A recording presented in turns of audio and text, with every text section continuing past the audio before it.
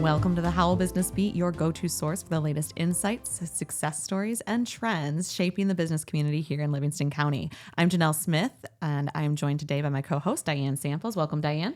Thank you. Happy to be here. So in each episode, we dive into the heartbeat of our local economy, connecting with entrepreneurs, leaders, and change makers that are driving growth and innovation. Today, we're excited to be joined by Desiree Martinez with the Cast Agency to share her story, tips, tricks, and all things marketing related to small business. Welcome, Desiree. It always sounds so important when people introduce me, and I'm like, I'm just this weird girl who likes Harry Potter stuff, and I drink a lot of tea. It's like, why not try myself? That's like usually how it goes. But yeah, marketing, let's do the thing. Well, and leading into that and being who you are, I want you to share like what your title is, because I was asking you before the show started a little bit about share like what is your title? I have Cast Agency. Share your story. We'd love to hear it. Again, another really weird thing. Like, I need a title, and I'm like, I run a business. I'm a mom. I'm an extrovert. I am a podcaster. I'm a YouTuber. I'm a business owner. I'm a hot mess. I mean, depending on the day, I'm a badass, but it's a lot. It is. And I'm like, it's because I'm a woman. And a woman is a lot of things. Mm-hmm. As far as like from an official title perspective, I'm the founder of the Cast Agency, and I operate as our chief marketing officer, which means I am also your chief marketing officer. We focus on helping businesses get really clear on that marketing. The vast majority of business owners they go into business because they're good at a thing. Like, I'm really good at HVAC. I'm really good at law. I'm really good at being a dentist. I'm really good at this doohickey widget doodad thing, right? But then they're like, oh crap, I got to do marketing. I don't even know how to do that. Right? Mm-hmm. I barely know how to run a business. And so they're usually doing a lot of random acts of marketing and trying to figure out what to do. And then they reach this point where they can't grow anymore. And it's usually because they don't have the right systems in place when it comes to their marketing. So we step in and we support them by doing an audit. We help them put together a strategy, and then we help them implement it. And then we help make sure it's working for them by tracking and reporting. And so we're able to approach it from multiple fronts. It's not just like we're doing social media, we're doing a website.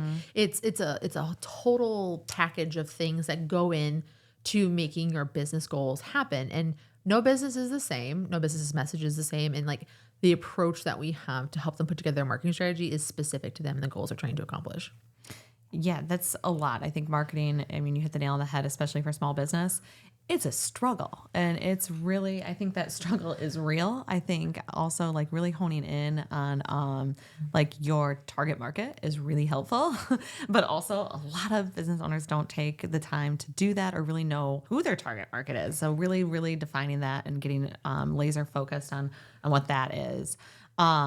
You talked a little bit about what you guys do, but I'm curious how you got here. It was a very funny accident, actually. So I, like many people that are in their late 30s, early 40s, graduated from college and the recession started. I actually had big plans of being an animator for Disney as a kid. I went to school for multimedia art, and I do all of the 3D modeling, texturing, making the impossible a reality on through the computer. And I wanted to do it since I was 10. I saw Toy Story in theaters in 1995, and I told my parents I'm going to do that when I grow up. And that's literally what I worked towards for like 12 years. And then poof, an entire world economy crashed. And so like the opportunity wasn't there. And so I ended up moving back in with my parents after college, and my mom sent me this website called Networking Phoenix. We lived in Phoenix, Arizona at the time. That's where my parents live currently. And she's like, you should just go find free things that you can go to and go try and get some graphic design work. And I was like, all right, fine. And so I went to this room. I was like 23. There were all these old people everywhere. And it was really awkward and weird. And then they would tell me that $10 an hour for graphic design was too much money. Like, it was this whole thing. But this thing kept happening. I kept getting asked this question. I was like, what's this Facebook thing? Keep in mind, guys, it's like 2009. Like, there was a time before Facebook. I know it's hard to remember that, but there was a time before Facebook. And so I have MySpace. Yeah. And I tell people that, like, if you go look at my title on things, it says marketing since MySpace, because that's literally actually how I got started. I would do one of my graphic design opportunities that I worked in was with an apartment marketing company. And they're like, we need MySpace pages for apartment communities so they can talk to incoming college kids. And so we built all of that stuff out so they could talk to the youths, right? And do the things. And so I started teaching people like I started teaching business owners like what this Facebook thing was. And I had been on it since you could only get it with a college email. And if you go back far enough on my profile, you see me like drinking limoncellos in Italy because that's when I got it because I was studying abroad in college. That sounds great. I was there when they won the It's World 5:00 somewhere. it was one of those things like where they had won the World Cup when I was there, and so no one worked for 3 days. Everyone literally just drank and like celebrated for 3 days. So that's what we all did too. What an experience. What an experience! Yeah, my liver is grateful for the being able to be good now. But anyway, but yeah, so I started like I was teaching these people how to use Facebook and like what it was, and so one day someone was like, Desiree, you should do this as a business. And I'm like, no one's going to pay me to be on Facebook. That's silly. I eat my words every day because I've been doing that for over 15 years, is using Facebook as the cornerstone of a lot of marketing pieces that we do. And so just what I started doing. Like, so I was a social media manager and marketer before it was a thing.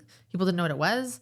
I help people establish and build pages, getting set up with their accounts, owning it, how to figure out their messaging, putting in their images. I kept them up to date with like all the changes that were happening. And I did that for years. And fast forward to, there's been a lot of big milestones along the way. Like I was part of the Google Glass beta program, and everyone thought that like it's like the Google interface you wear in your face. I have done all the live stuff with like Periscope when Periscope was a thing. I watched channels live and die, like Google Plus, rest in peace, like I've done so much in this space, and I have been a part of all the changes and all of the things along the way. And the number one thing that I've always come back to in everything that has to do with digital marketing is like, you can't just do one thing. You have to like have other parts.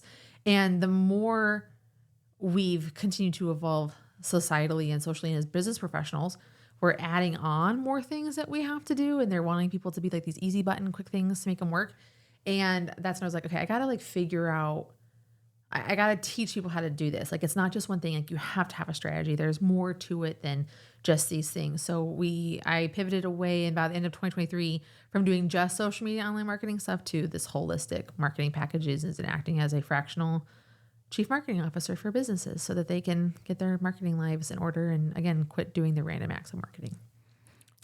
Well, I think that's part of kind of the overwhelm with marketing is that there is so much to do. It's not just, okay, I'm going to market myself. It's, okay, how am I going to market myself? And then you get into, with the social media, all the algorithms, you have to do it right. If you do it wrong, it hurts. It actually makes your marketing non-productive, and it's just so much. It is. And when you're the business owner and you're wearing all of the hats, and you get into business because you really love what you're doing. You love making the widgets, whatever they are. You don't get into business because you want to market it or manage employees or, file tax returns. Like, those are all essential components, but it's not why you're in business. So finding the people like yourself that have that expertise is critical, I think, especially to the success in this space. So, what a fascinating story. I find that really intriguing. And that's why I always love to ask that question of, how did you get here? So I appreciate you sharing that and how your career has evolved to what it is today and some of the things that you're doing today. So as we're here and we're discussing the challenges of, kind of being able to do all of the things, the kind of piecemealing that strategy together, the marketing pieces together. What are some good, quick tips that you might offer a business or an entrepreneur to just kind of evaluate today? Oh my God, that's so heavy. So I always say we got to get back. We got to get back to basics. Like, and it's so many times people are like, I want to do all these flashy, fun things. Like, actually, we need to go dial it way back. And like, okay, what do you do? Like, who are you talking to? Who's your perfect customer? What are the things that you have done? What are the things that have and have not worked? So I think when we take like that personal stock and like what you can do, what you have tried and done, what has been effective for you. Because the number one thing that people don't know how to do is, why is your phone ringing? Like, how did that business happen? Can you track the path that happened? Even from like, I was just talking with Beauchamp Water, like they hand out tens of thousands of bottles of water every year. And like, they know, oh, I got this water from this run that we did and I really liked it. So I came to your store to get it. Like, being able to know why your phone rings is a really important thing. And most people don't know. because they're so in the weeds of doing the work. I think the next thing I would say is like the foundation of all of your marketing. Anyone, any business, any industry, the foundation of your marketing is in your website. You always have to have some place to send people back to. I think of like your home, right? It's the home, it's the framework, it's the foundation of like where people can learn about you, what you have going on, how they can contact you, how they can stay in touch with you, how they can learn from you. All of those pieces are so vital for your business to be able to always go back to and learn more about what you have to offer. And then I would say the third thing is you got to go find a group to be in. So whether it's a chamber, a networking group, an association, like a mastermind, having You can stop at chamber. a chamber will have all of those things. I'm just saying, if you need to like figure that out. But being able to find like a group that you can be a part of, because the group is going to help you with the things you don't know, the people you don't know, give someone to like bounce ideas off of, people that can like relate to your problems, because your employees don't understand what it's like to run a business. They're there they want you to run your business really good so they can keep getting that paycheck. Or, your peers might not. Like, I know I run into this, like when I'm doing kid pickup, like they're like, oh, I just came from work. I'm like, I'm still at work. I'm on my phone doing my stuff. Or like, oh, you work today? That sounds terrible. Like, just there's that lack of relatability. So being able to like find your people that can like relate, connect, and support you is going to be really important for your marketing. Sorry, I'm totally laughing right now. And this is a sidebar because it's so right. And I took my daughter to get fitted for her dance costume this week, and I was sharing with the dance instructor that, oh yeah, she starts preschool, and she goes, oh, what are you gonna do? I was like, I can't wait. What I do every day. I'm gonna go to work. I'm gonna go to work. And, continue. So it was just kind of funny and ironic that we get it, and I think that that's just very relatable, because that's who we're talking to. It's everybody kind of wearing all of those hats and doing all of those things. So I think that those are some really good takeaways and tips and tricks, kind of that's like right out of the gate that people can start with. I know this sounds so boring and so lame, but it's like it's. Marketing isn't always flashy and fun and sexy. Sometimes it's basics and it's foundational and fundamentals, and forgetting that you need people is kind of like why we are where we are in the world, especially like for business and people and stuff. Like, so it's just one of those things I think it's really important for people to do. Someone who's been doing this for so long. Well, and without giving away too much, but if you are going to a website or you're looking and kind of doing an assessment on somebody's website, like what are some things that like either you've seen that are just like absolutely not, or something that everybody should be doing? You can kind of know when you go to a website, like if it's outdated or if it's like a modern, fresh like look. And I think that that's like a big piece, like how you present yourself in person at your storefront needs to be reflective back into your website. Brand consistency is just really important. So like if someone has a business card of yours, that logo and that color scheme and that font that you pick should also be on your website, right? So that we can have that consistency. So I know I'm in the right place. You should have that same thing on your social pages. You should have the same thing for your Google My Business listing. Like having the brand consistency is really important. I also think we have this saying in the website world, it's called the top of the fold. So, and it comes from newspapers, right? So we used to open the newspaper, you had to fold it, right? It was this whole thing I know I'm dating myself, but with websites, you have the same thing. And it's basically, what do you see before you scroll down a website? So what you see on the top needs to be, I need to be able to take in less than 2 seconds that I'm in the right place because I've matched your brand. I need to know exactly what you do, and I need to have a way to get a hold of you immediately. So I think you need to be able to say what you do in 7 words or less. And I know that sounds really overwhelming, but you got to be like at the top of your website. Like, what is the problem you're solving for people really, really fast at the top of your page? And then a way to get it, to buy it, to get more information needs to be the first thing. Because a lot of people get distracted by like, oh, I got to talk about everything I can do. I got to talk about my team. I want to have my phone number and I want to have that. Like, no. Let me know I'm in the right place. Like, let me know I'm in like we ever drive down the road, like, where is this person's house number? Like when you're doing like Facebook Marketplace, like really sketchy pickups, right? You're like, where's this person's house? I can't see their house numbers. Like, make it obvious that like you know where you are and that you're in the right place. And then from there, like, there's some formulaic things that kind of go into place to make your website work and function right. But those are that's the big thing I think that most people need to do with their website is brand consistency, 7 words or less of what you do, how you help them, like problem solve, whatever that is, and then a way to contact immediately at the top. And I think that's huge, the way to contact, because sometimes you have to scroll all the way to the bottom, and then it's like in this font you can't even read. It's like contact us, and it's like but you have to scroll and search for it, or you have to go to a different page to get it. And it's like all I want to do is I'm trying to buy from you, or I'm trying to Guys. It's like make it like right up on the top. Yeah. Don't make it hard for me to give you money. Exactly. Like that, like let's put them big bold words across our mirrors. Like, don't make it hard for me to give you money. Like people that don't accept credit cards. Like, do I understand that credit card fees suck? 100% do. Can you? But you still gotta have credit cards. Like otherwise, you're gonna lose business. You know, so just one of those kinds of things. Like, don't make it hard for people to give you money. And contacting you is the first step to me getting money from you. So I would make that always as easy as possible. Right. No, I agree. And it is sometimes challenging. I just saw a post the other day and it was an event on Facebook. And I was like, oh my gosh, this sounds like a great event.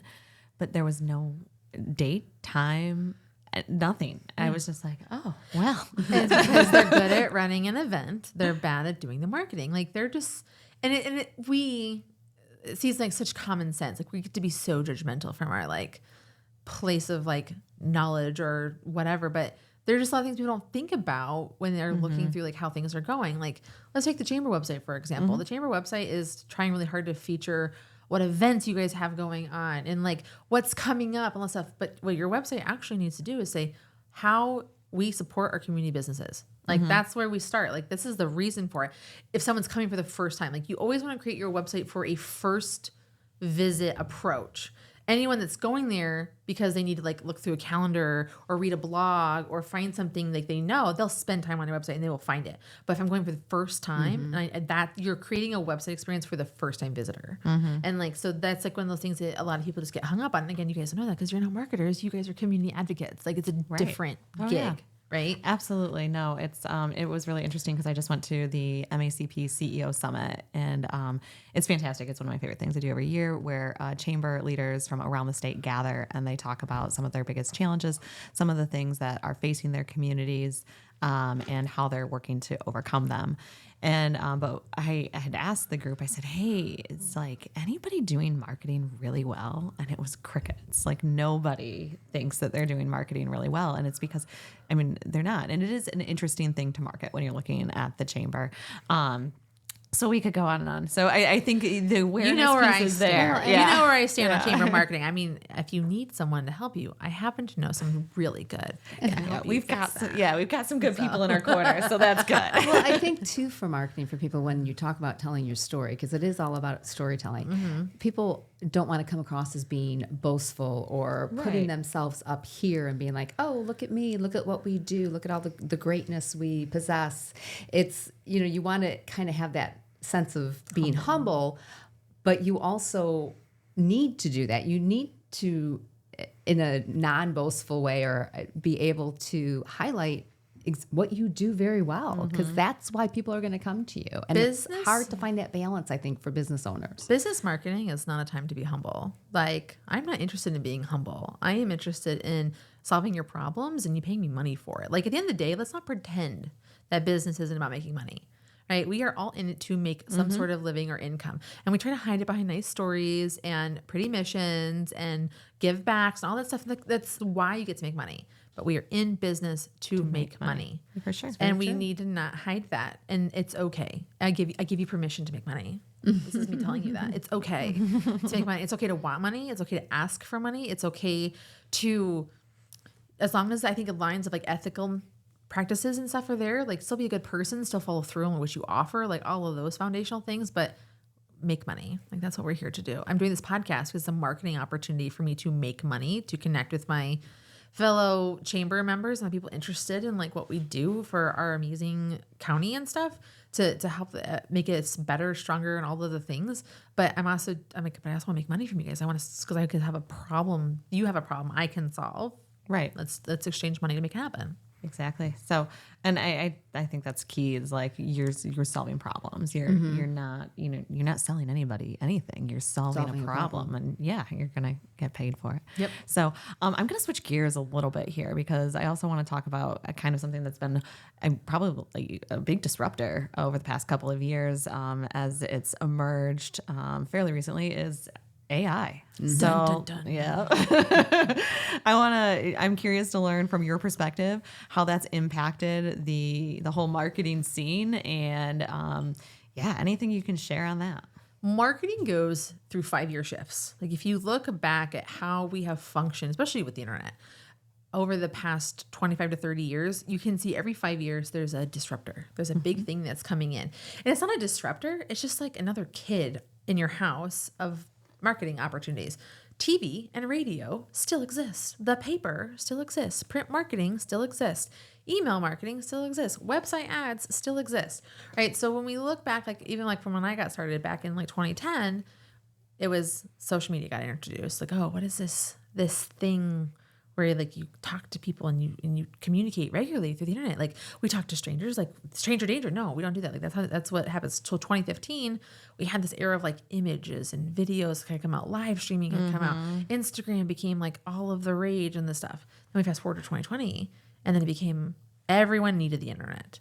Everyone needed the internet. Like the amount of people that thought that like that couldn't function because they didn't have a website or a way to communicate with people, like became glaringly obvious. And so there was this big, like, I need to be able to be in all the places and do all the stuff. And TikTok came about, and there's this big resurgence in video marketing, which became the disruptor. So our new disruptor that we have in marketing as we are in 2025 is AI. And it's not that it's a disruptor, it's the next phase of like where we are societally and evolving. Do we need to start using AI to solve the world's problems rather than just like do marketing? 100%. But, you know, at the same time, though, it's doing a lot of things. And we as business owners and marketers have a lot of great opportunity to allow for AI to help our stuff become better. But there's also this amazing thing that has happened because of AI, because people are so like turned off by all of the interneting and all of the AIing and all the roboting that we're going back to peopling.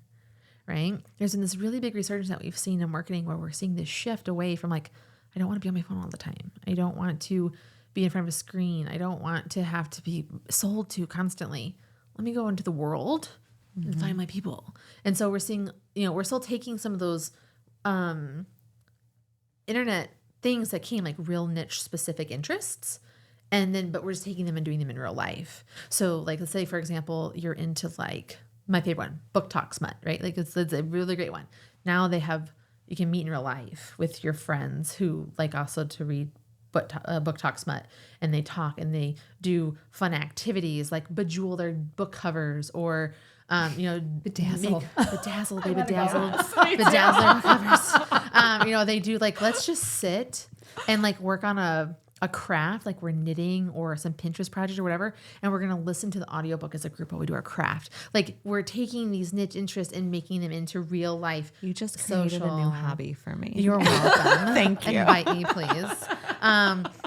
This real, like being able to take into real life. Like I know for me, the start of 2025, because we're like, I was all about like, I gotta get out of my house. Like I gotta like do other things. I have to do more than take care of my children and my home and work. And so I went to Beyond Treasures. I was up there and I was like, because they had classes. And so I took like a hand knitting class. So I can now make like the giant blankets that are like super cozy, amazing. I took a sourdough class. So I now make sourdough, which you've gotten to experience. I've given you sourdough. I also took a cheese making class. Right, because I just wanted to learn how to make cheese. There's a farm. There's a farm in. Churn your own butter. Yes.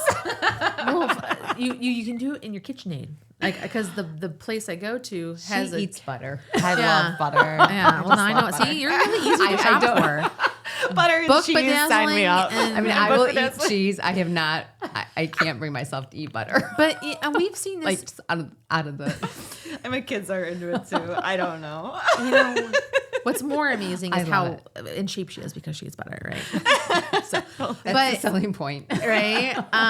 But like we think about like these niche events, like we have experienced this on accident as a Brighton Howell Livingston community through the Destination Stars Hollow event.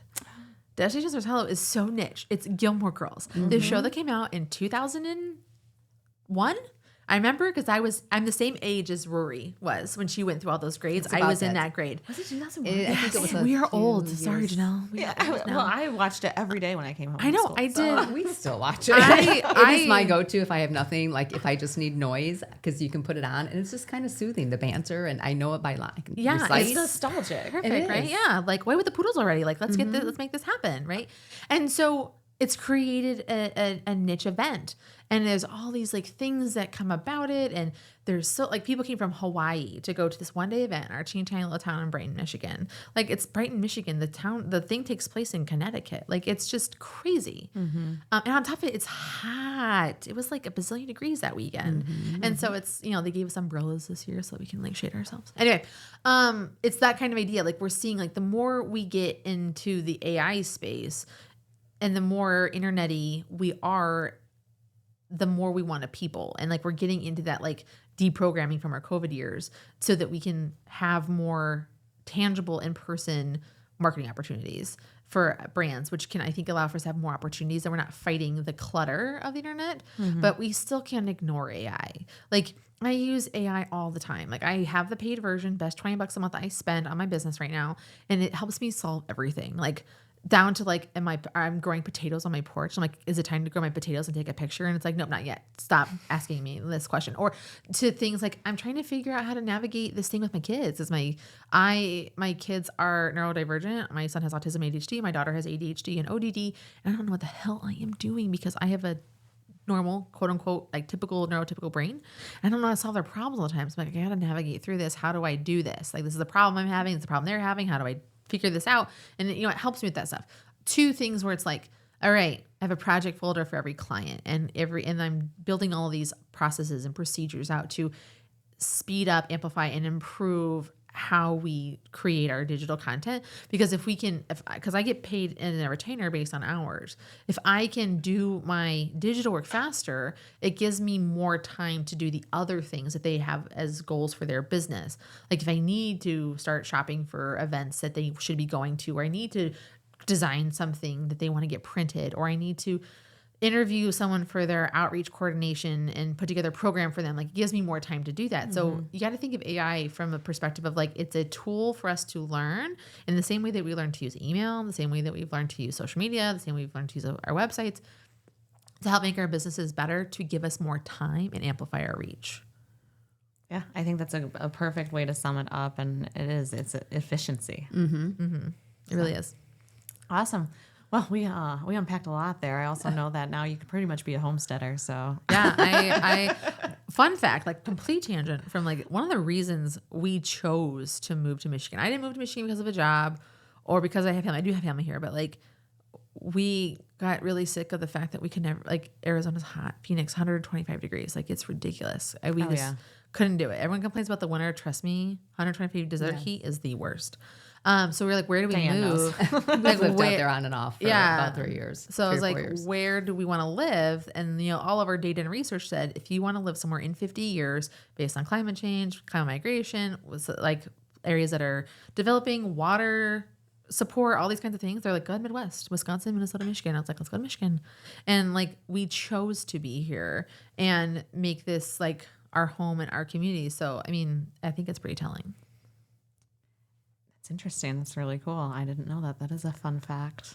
I like that. I feel like you need to be on like some sort of Like state Pure board Michigan. to recruit Yeah. population Be on to a Michigan. 'cause Pure our- Michigan our population's commercial. been declining. You and Tim Allen, you can team up and I don't know. Well, and the thing that's so interesting about Michigan is like we're doing better than we think. Like I have a friend. She does a lot of women's entrepreneurial work. She's in upstate New York, and she says that their CVB in New York has literally just taken the playbook from what Detroit is doing and is copying it thing for thing because there's so much that's happening down there between like tech development and diversity and like all of the programs that are in place to support stuff, like how they're returning around all the work, like the work that Mayor Duggan has done has been really great.